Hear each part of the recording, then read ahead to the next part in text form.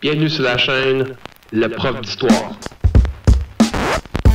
C'est la vulgarisation de l'histoire. Si tu veux comprendre l'histoire, t'écoutes cette chaîne.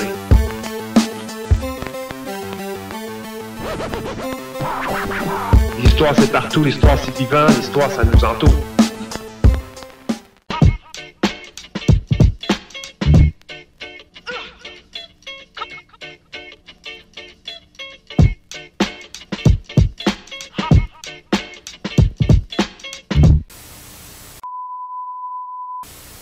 Bonjour tout le monde, bienvenue sur votre chaîne, le prof d'histoire. L'épisode d'aujourd'hui parle d'un des plus populaires coureurs des bois de l'histoire de la Nouvelle-France, Pierre Esprit Radisson. Ce jeune Parisien de 14 ans arrive en Nouvelle-France en pleine guerre contre les puissantes nations iroquoises. Il se fera capturer, torturer, adopter par les Agnés ou les Mohawks, comme les Britanniques les appellent. Il court les bois, découvre des nations autochtones, crée des réseaux d'échanges, découvre même les Grands Lacs avant d'abandonner les Français pour le camp des Anglais. Il est l'un des principaux fondateurs de la riche compagnie anglaise, la Hudson Bay Company, ou la Compagnie de la baie d'Hudson, qui existe encore aujourd'hui au Canada. Il devient même flibustier pour la marine de France, alors qu'il combat les Hollandais dans les Antilles. Mais est-ce que ce personnage aux nombreux masques était un traître, un opportuniste ou un esprit libre? Pour en connaître plus sur ce grand personnage, son incroyable histoire vous sera présentée en 2 épisodes. Restez là. Notre histoire débute en 1636, à Paris, alors que naît le jeune Pierre Esprit Radisson. Malheureusement, on ne connaît presque rien sur son enfance, car il n'écrit pas beaucoup sur celle-ci dans ses mémoires. En effet, on connaît aujourd'hui l'incroyable histoire de ce personnage historique grâce aux nombreux mémoires écrits qu'il a faits durant sa vie. Il faut prendre aussi en considération que plusieurs anecdotes sont donc exagérées, parfois même fausses. Bref, le jeune Pierre Esprit Radisson vit son enfance dans les rues de Paris. Il a 2 sœurs, Élisabeth et Françoise, ainsi qu'une demi-sœur, Marguerite, qui sont toutes les 3 en Nouvelle-France. Ils ont effectivement quitté la France pour traverser l'océan Atlantique pour s'établir sur le nouveau continent. Il écrit à ses sœurs à plusieurs reprises et cette correspondance lui permet de mieux comprendre ce qui se passe dans la lointaine colonie d'Amérique du Nord. Au printemps de 1651, à 14 ans, il traverse lui aussi l'océan Atlantique et rejoint ses sœurs qui habitent le village de Trois-Rivières, construit 16 ans plus tôt. Rapidement, Radisson s'adapte à son nouveau milieu. Il côtoie les Autochtones, alliés des Français, qui sont nombreux autour de Trois-Rivières. Durant les premières années, il apprend leur langue, l'algonquin. Car la plupart sont des nomades qui veulent y faire du commerce de la fourrure avec des marchands français. Grâce à eux, il apprend à chasser et développe une certaine adresse au tir. Dans le contexte du début des années 1650, cette habileté peut s'avérer utile, voire même essentielle. En effet, la colonie de la Nouvelle-France est en guerre depuis le début du siècle contre la Confédération des 5 nations iroquoises sédentaires installées au sud du Grand Lac Ontario. Les nombreux guerriers iroquois sont armés par leurs partenaires de commerce des fourrures, les Néerlandais de la Nouvelle-Néerlande, situés dans l'actuel État de New York, qui appartient à cette époque aux Provinces-Unies des Pays-Bas. Ils sont installés à 4-5 jours de marche des populeux villages Agnés, ou Mohawks, comme les appellent les Britanniques. Le Fort Orange et les bourgs néerlandais ont été construits en 1639 autour de la rivière Hudson pour y faire le troc. Les armes européennes sont donc échangées contre la fourrure amérindienne. Ce nouveau rapport de force et cette domination de la vallée du Saint-Laurent et des Grands Lacs par les Iroquois menacent les Français et leurs alliés autochtones. Ces guerres iroquoises impliquent la Nouvelle-France depuis que Samuel de Champlain et ses alliés ont attaqué les Iroquois entre 1609 et 1615. Une trêve est alors conclue, mais la guerre reprend au cours des années de 1640 avec l'arrivée des Hollandais et leurs armes à feu qui leur sont offertes. Depuis, les Français se sont rapprochés de leur territoire avec la construction de Trois-Rivières en 1634, puis celle de Montréal en 1642, alors appelée Ville-Marie. Les Iroquois débutent les hostilités en 1646 et attaquent leurs principaux rivaux, les Hurons. déjà affaiblis par les épidémies de grippe mortelle amenées chez eux par les Jésuites. Les guerriers iroquois brûlent aussi de nombreux villages dans le but de faire disparaître cette nation. La destruction de la Huronie eut lieu en 1650 et les survivants du génocide rejoignent les nations présentes dans l'ouest des Grands Lacs ou vers l'est, autour des villages français de la vallée du Saint-Laurent. Plusieurs Hurons sont fait capturer et intègrent les villages iroquois qui les adoptent. Les Iroquois poursuivent leur expansion autour des Grands Lacs, galvanisés par leur victoire et leur supériorité grâce aux armes que leur procure l'alliance hollando-iroquoise. On estime que les Iroquois de cette période possédaient autour de 400 mousquets. Ils en profitent pour repousser les nations des Péteux, des Ériés, des Neutres et plusieurs nations algonquiennes jusqu'au Saguenay. Les guerres iroquoises attaquent aussi les établissements français. De nombreuses expéditions guerrières et plusieurs raids sont organisés contre les villages français de la vallée du Saint-Laurent. Les colons sont terrifiés et le danger est partout. Les Iroquois se cachent dans la nature et attaquent rapidement et par surprise. On dit alors que derrière chaque arbre se cache un Indien. Dès que les colons doivent sortir de leur village fortifié pour chasser et s'abreuver, voyager ou pour aller couper du bois pour chauffer leur maison, ils doivent se munir d'une arme à feu pour se protéger. Le sentiment de sécurité est inexistant et les soldats sont trop peu nombreux pour changer la situation. C'est donc dans ce contexte que Pierre-Esprit Radisson passe son premier hiver derrière les murs de Trois-Rivières, alors qu'il écrit ces quelques mots pour décrire l'ambiance dans la colonie. Les Français avaient guerre contre une nation de sauvages appelée les Iroquois, qui, à cette époque, était si fort et tant craint que l'on pouvait à peine sortir de sa cabane sans être pris ou tué. Au printemps suivant, en avril 1652, le jeune Pierre-Esprit Radisson organise une partie de chasse avec 2 autres jeunes hommes du village de Trois-Rivières. Ils s'aventurent dans la forêt et marchent durant quelques minutes avant de rencontrer un colon français qui les informe qu'un groupe de guerriers iroquois avait été aperçu, rôdé dans les environs. Le petit groupe continue tout de même leur chasse et après avoir tué leur première proie, les compagnons s'obstinent pour rentrer. Radisson refuse. Il insulte ses camarades en les traitant de poltrons, de peureux, de lâches. Les esprits s'échauffent alors que la dispute divise le groupe. Pierre-Esprit poursuit seul sa partie de chasse. L'adolescent français n'a alors que 15 ans. Il est seul dans une lointaine colonie d'Amérique. Marche dans les derniers bancs de neige d'un hiver canadien, en s'aventurant dans une forêt sauvage. Même armé de ses 2 mousquets, il est menacé par une dangereuse présence iroquoise qui le guette. Malgré tout, le courageux jeune homme chasse toute la journée. Il retourne finalement à Trois-Rivières en début de soirée, chargé de gibier qu'il a tué. Pour son voyage de retour, il longe les berges de la rivière Saint-Maurice. Il aperçoit alors les corps nus et ensanglantés de ses 2 compagnons de chasse. En se rapprochant des 2 cadavres, il s'aperçoit qu'ils ont été scalpés. Cette technique autochtone consiste à découper le cuir chevelu au-dessus de la tête des victimes pour garder celle-ci comme trophée. En les accumulant, ces scalps témoignent de la bravoure et de la valeur du guerrier qui les possède. Terrorisé devant la scène, Pierre-Esprit Radisson cherche rapidement si les agresseurs sont encore dans les parages.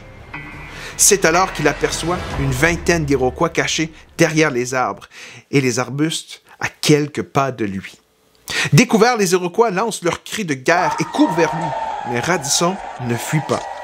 Il tire avec le premier de ses mousquets vers les guerriers, puis une seconde fois avec son 2e fusil, blessant l'un d'entre eux. Il est alors violemment plaqué au sol et est fait prisonnier.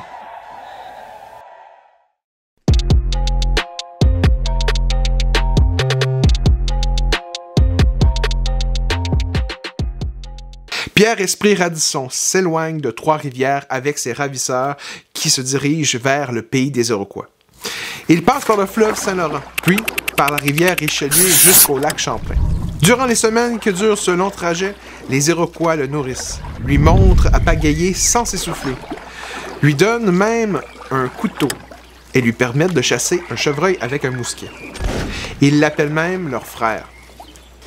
Radisson arrive au village de ses ravisseurs. Ce sont des Agnais, ou des Mohawks, comme les Britanniques les appellent. La tradition veut que les prisonniers se fassent accueillir dans le village par une longue haie d'honneur composée de dizaines d'individus de tout âge. Ceux-ci doivent tabasser violemment les prisonniers qui doivent traverser cette haie infernale en essayant de rester en vie. Heureusement pour Pierre Esprit, une vieille femme qui devait l'adopter s'interpose pour empêcher la bastonnade et l'escorte vers sa maison longue. Son père adoptif, un vieux chef de guerre iroquois, et sa mère adoptive, une Huronne, mariée avec lui depuis 40 ans, ainsi que ses nouveaux frères et sœurs, prendront tous soin de lui. Durant les 6 semaines qui suivent, ils lui apprennent la langue et les traditions iroquoises. Radisson développe un sentiment d'appartenance à sa nouvelle communauté. Il affirme même à sa nouvelle mère qu'il était maintenant devenu un Iroquois, au grand bonheur de celle-ci. Au mois de juin 1652, durant un voyage de chasse avec 3 Iroquois, Pierre Esprit s'enfonce dans la forêt loin du village. Il rencontre par hasard un Algonquin. En le remarquant qu'il était un jeune Français, l'Algonquin lui propose de le raccompagner à Trois-Rivières. Malgré le fait que cela impliquerait de tuer les 3 autres Iroquois qui l'accompagnent, Radisson accepte. L'Algonquin et le jeune Pierre Esprit attendent la nuit pour agir. Une fois les Iroquois endormis, ils passent à l'action. Ils assassinent les 2 premiers à coups de hache. La brutalité de la scène réveille le 3e Iroquois. Sa hache restée prise dans le crâne de sa victime, Pierre Esprit doit rapidement utiliser son mousquet pour abattre ce dernier. Il est désormais libre, après plusieurs mois de captivité. Radisson et son nouveau compagnon se mettent en route. Ils voyagent de nuit durant 14 jours de suite afin d'éviter les nombreux Iroquois qui sont partout sur le territoire. Ils réussissent alors à se rendre jusqu'au fleuve Saint-Laurent. C'est alors que l'Algonquin insiste pour continuer le trajet de jour afin de gagner du temps. Radisson rejette cette dangereuse idée. Cependant, par peur de paraître comme un lâche, l'adolescent finit par le suivre. Un groupe de guerriers iroquois les aperçoit et se met à leur poursuite en canoë. Radisson et son compagnon tentent de regagner la berge pour s'enfuir dans la forêt, mais ils sont rattrapés avant d'y arriver. L'Algonquin est alors atteint au cou par un tir de mousquet, puis finalement scalpé. Radisson, quant à lui, est de nouveau capturé. Il sera ramené au village des Agnais, duquel il s'était enfui. Cette fois-ci, les Iroquois veulent se venger. Radisson est ramené au pays des Iroquois avec 10 autres prisonniers, tous Hurons. C'est la 2e fois qu'il est capturé par les Iroquois durant cette première année qu'il passe en Nouvelle-France. Il arrive au même village Agnais, duquel il s'était enfui. Sa mère et son père adoptif l'éloignent des autres prisonniers pour éviter qu'il ne se fasse tabasser. Malgré tout, les guerriers du village l'attachent solidement après une potence au centre du village, tout comme les autres prisonniers. Cette fois-ci, il devra subir la torture réservée aux prisonniers. Les enfants commencent à lui lancer des petites flèches de bois. Plus tard, on lui arrache les ongles de 4 de ses doigts.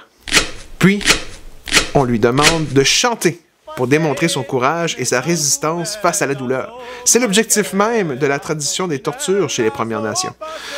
Brave jusqu'ici, ses parents sont fiers de lui et l'encouragent dans les épreuves qu'il subit. En résistant à la torture, il pourrait convaincre le village de lui laisser la vie sauve. Une vieille femme demande à un gamin d'utiliser un couteau de pierre pour lui couper l'un des doigts. La force limitée de l'enfant et la lame mal aiguisée lui coupent que la chair autour du doigt. Malgré tout, le Français perd beaucoup de sang, mais reste en contrôle de sa douleur. Il passe une nuit difficile et il développe une fièvre et est trop souffrant pour dormir. Par la suite, un jeune guerrier lui transperce le pied avec une épée rougie au feu. Finalement, un autre guerrier lui brûle une partie de la cuisse du jeune Français. Épuisé, Radisson résiste à la torture et les chefs du village discutent de son sort. Ils annoncent sa libération et son pardon devant près de 2000 villageois présents pour l'événement. Traumatisé par cette séance de torture et développant une apparente, en tout cas c'est ce qui s'apparente, un véritable syndrome de Stockholm, le jeune Pierre Esprit se considère renaître. Il s'identifie désormais comme un vrai Iroquois, considérant ses parents adoptifs comme les siens. L'hiver passe et nous sommes en 1653. Radisson a 16 ans. Il guérit vite de ses blessures, grâce aux bons soins de sa mère. Alors qu'il se remet à marcher à l'arrivée du printemps, il participe à une expédition guerrière contre les villages ériés. Il accompagne un groupe de 10 guerriers bien armés et commandés par un jeune homme de 20 ans. Ils vont parcourir les alentours du lac Erie durant tout l'été. Ils massacrent plusieurs hommes, femmes et enfants ériens rencontrés dans la forêt, près des cours d'eau et même dans leur village. Ils accumulent une vingtaine de scalps qu'ils se partagent, en plus de quelques prisonniers. Pendant une période de disette, affamés, sans provisions, Radisson et ses compagnons ont même dû manger un prisonnier pour survivre. Dormant dans toutes les conditions, voyageant sur de grandes distances, remportant leur combat grâce à leurs armes à feu, ils finissent par revenir à leur village après 5 longs mois d'absence. Ils sont accueillis en véritables héros. Ayant gagné le respect du village adoptif, Radisson est autorisé à participer à l'une des expéditions de traite de fourrure avec les Hollandais, au fort Orange. Arrivé sur place, avec d'autres guerriers iroquois qui venaient échanger leur peau de castor contre des armes et des munitions, un soldat français présent remarque le jeune homme. Derrière sa peinture faciale, ses cheveux graisseux et ses habits autochtones, il remarque un jeune Français. Le soldat français avait peur pour le jeune Pierre Esprit Radisson et insista pour l'aider à retourner en Nouvelle-France. Effrayé par l'idée de se faire capturer et torturer ou même tuer, et par amour aussi pour sa famille adoptive, il refuse son aide. De retour au village iroquois, Pierre Esprit Radisson regrettait son choix. Il planifie son évasion et attend le bon moment en prétextant de partir à la chasse. Après 2 jours de course en forêt, il réussit à retourner au fort Orange sans se faire remarquer. Mort de peur, il retrouve le même soldat français qui lui avait proposé son aide. Ce dernier le cache dans le fort, le fait nettoyer et habiller en Européen. 3 jours plus tard, il naviguait sur la rivière Hudson jusqu'à l'île de Manac, dans la ville hollandaise de New Amsterdam, aujourd'hui New York.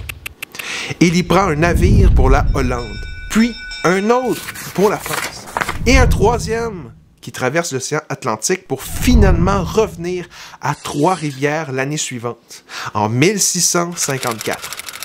Ses sœurs, qui le croyaient mort, fêtent son retour parmi elles. À son retour, chez ses sœurs à Trois-Rivières, Pierre Esprit fait la rencontre de son nouveau beau-frère, Ménard Chouard Desgroseilliers, 46 ans. Il s'est marié avec sa sœur Marguerite Paillé, c'est sa demi-sœur, qui avait perdu son premier mari.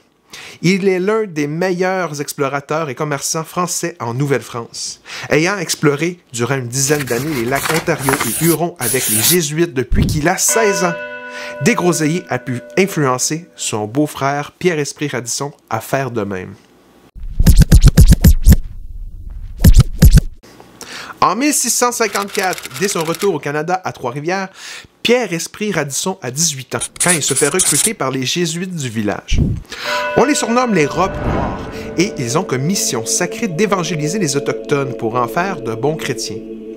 Les Jésuites sont de courageux aventuriers qui explorent de nouvelles régions hostiles et dangereuses pour propager la foi chrétienne. L'expérience de plusieurs mois sur le territoire de l'Iroquoisie fait de Radisson un candidat idéal pour les aider à explorer et s'établir autour des Grands Lacs. En 1657, Pierre Esprit se porte volontaire pour une expédition huronne-franco-iroquoise menée par le père jésuite Paul Ragno. Radisson sera Truchman, ou traducteur, ainsi qu'un conseiller avisé pour les Jésuites.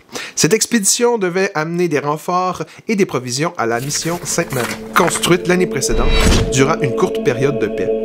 L'expédition escorte aussi des réfugiés hurons qui doivent être adoptés et intégrés aux communautés iroquoises Wenontague. Le groupe du père Regnault est alors composé de 2 jésuites, 4 voyageurs français, 9 guerriers hurons et plusieurs dizaines de femmes et d'enfants hurons. Ils seront tous escortés par plus d'une 50aine de guerriers iroquois. 7 jours après avoir passé Montréal, le groupe se repose alors sur une petite île au milieu du fleuve Saint-Laurent.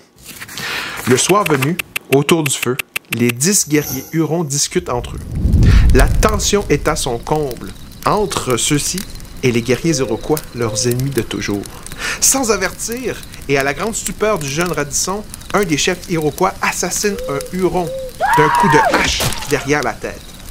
Les guerriers Hurons sont massacrés à coups de hache et égorgés par les Iroquois en quelques secondes. Les Français s'arment rapidement de leurs mousquets alors que les femmes et les enfants Hurons sont affolés. Les Jésuites, épouvantés par cette scène si brutale et spontanée, calment la situation. Le reste du groupe est épargné et les Iroquois garantissent qu'il n'y aura plus d'autres victimes pour le reste du trajet.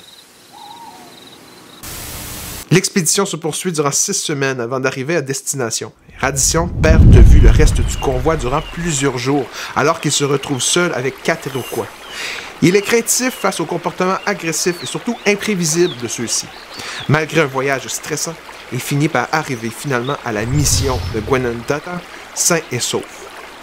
Son séjour à la mission des Jésuites dure près de 10 mois, durant lesquels il s'occupe de la chasse, de la pêche et des relations avec les Iroquois. Situé au cœur des 5 nations iroquoises, le territoire des Onontague est idéal pour l'évangélisation des milliers autochtones qui s'y trouvent. À quelques reprises, il participe à des expéditions jésuites dans des villages de Onontague. Il y constate le massacre de femmes et d'enfants esclaves et plusieurs scènes de cruauté. Les actions des Iroquois étaient brutales, mais surtout spontanées et inattendues. Les Français et les Jésuites devaient toujours se méfier d'eux, car même durant une période de paix avec eux, ils pourraient changer d'humeur et décider de les assassiner à tout instant. De plus, une épidémie se propage dans les villages de la région, et les robes noires étaient suspectées d'en être les principaux responsables. Sûrement avec raison. Cette méfiance envers les Iroquois est justifiée, car après de nombreux mois passés sur leur territoire, une rumeur se rend jusqu'à Radisson, comme quoi les Onontague organisent une importante attaque contre la mission de Gwenentata. Les Français se mettent alors à construire en cachette des bateaux à fond plat pour fuir la région. Toutefois, l'hiver arrive et gèle les voies navigables. Plusieurs cadeaux sont alors donnés aux chefs Iroquois durant les mois qui suivent pour gagner du temps, afin de planifier leur évasion. Au printemps suivant, en 1658, un grand banquet est organisé pour de nombreux Iroquois qui se font alors gaver de nourriture par les Français, qui espèrent provoquer chez eux un sommeil profond. Le plan fonctionne, et profitant du manque de vigilance des Iroquois endormis, les bateaux sont mis à l'eau. La pénible fuite de l'Iroquoisie débute. L'hiver vient de se terminer, la neige fond encore et les rivières débordent. Les cours d'eau ne sont pas encore totalement dégelés. Le voyage jusqu'à Montréal est difficile et dangereux, mais il est trop tard pour faire demi-tour. Un des bateaux se renverse dans les eaux gelées et agitées du printemps et 4 hommes perdent la vie. Après 6 semaines, le convoi arrive enfin à Montréal et tous remercièrent alors Dieu de leur délivrance. Nous sommes en 1658. Alors que Pierre-Esprit Radisson revient de son expédition au pays des Iroquois, Ménard Chouard Desgroseilliers, le plus important coureur des bois de cette période et aussi le beau-frère de Radisson, organise un autre voyage d'envergure vers les Grands Lacs. Ayant découvert le lac Supérieur et Michigan durant son dernier voyage de 1654, il souhaite y retourner pour sceller les alliances avec les nations autochtones découvertes dans cette région.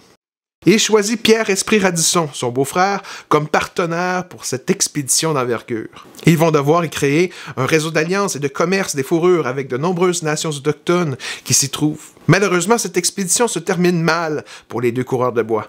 Mais la suite de leurs aventures sera racontée au prochain épisode. Sur ce, je vous dis à la prochaine fois.